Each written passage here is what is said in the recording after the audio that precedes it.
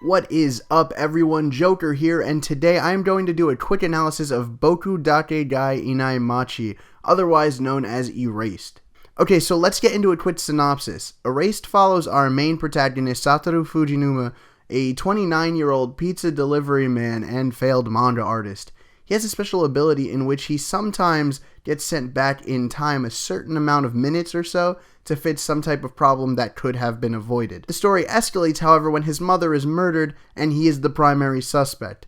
His revival then kicks in, bringing him back a whole 18 years in the past, where he is meant to stop a string of serial abduction and murders, which in turn would lead to his mother being alive and him free. Now, while that is the quickest way to describe the story, it has plenty of subplots and wonderful characters going around the main plot.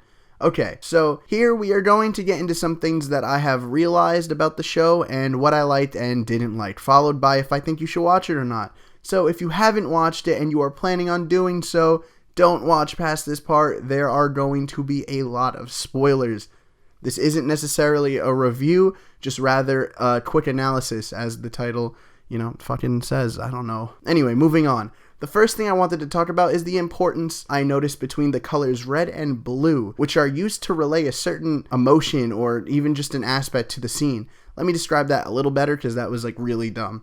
When red was present, it was followed either by death or a mention of it. Blue, however, was a sign that Satoru had either figured something out or was given a second chance. For instance, wow, the revival butterfly. But the red is what took me by surprise most. Obviously, the red eyes showed dangerous intent, which obviously, that was kind of noticeable. But one thing I noticed is all of Yashiro's victims had red on them some way or another when murdered, whereas characters who he attempted to kill, such as Airi and Satoru, weren't wearing red and they ended up not dying. So, I realized that and it just kind of hit me and I was like, whoa, let me think about that. So it seemed the color red was a death flag itself. Sachiko's shirt, for instance, Kaio's jacket, Aya's shirt and socks, Hiromi's shirt, and even in episode 9, Misato is seen with a red notebook proving she was indeed a target, even though she didn't get murdered. So, that kind of blows my whole thing out of, the water, but whatever. We're just going to act like that didn't happen. This series had a hugely serious overtone, but there were some times that comedy was, put in it. And I really liked that. Mainly Satoru's I said that out loud moments, as well as him reminding himself he was an older guy when he started feeling things towards people like Kaio, who was obviously 18 years younger than him at that time. Technically. I mean, he was still 11, but you know what? I don't care. That's the point. Also, him calling his mother a yokai every time she knew everything that was going on.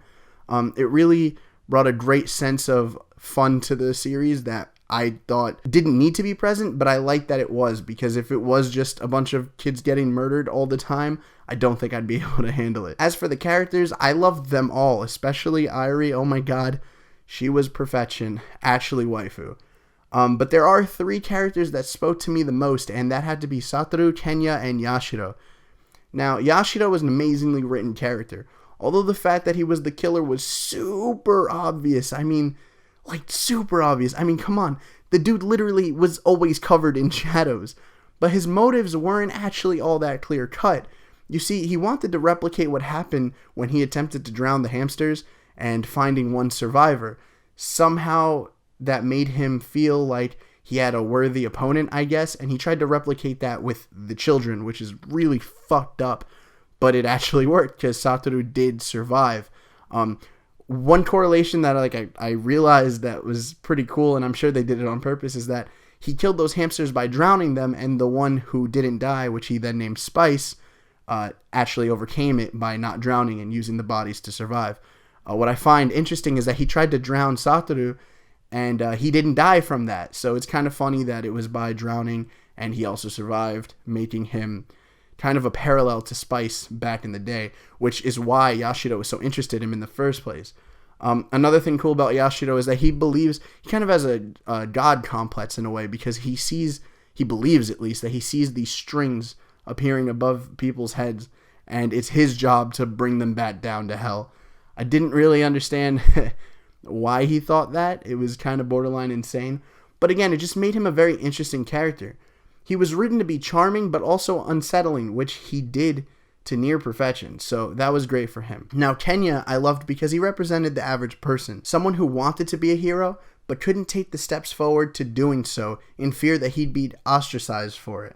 This is relatable and honestly a really cool side to him, since when we first met him, we just thought he was a smart little douche. The best character, however, by far is Satoru. His character spoke to me on so many levels. He started off fake, a shapeshifter of some sorts, didn't actually speak his mind, and he believed that to save everyone, he needed to shoulder it all himself. By the end, he realized that he could trust the people around him, and that's what ends up allowing him to capture Yashiro in the end.